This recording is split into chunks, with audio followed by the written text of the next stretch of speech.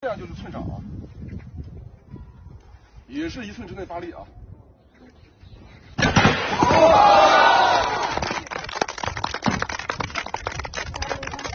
这样是手刀啊，你们看一下手刀，手刀也是这样，这是寸进发力，这样叫寸进发力，这样就不是寸进发力了啊。我给大家看一下寸进的发力啊。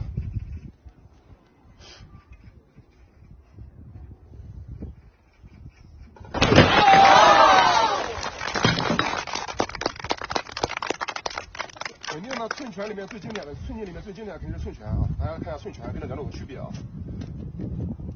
唯一的区别就是寸拳是拳风，发力的方式是一样的啊。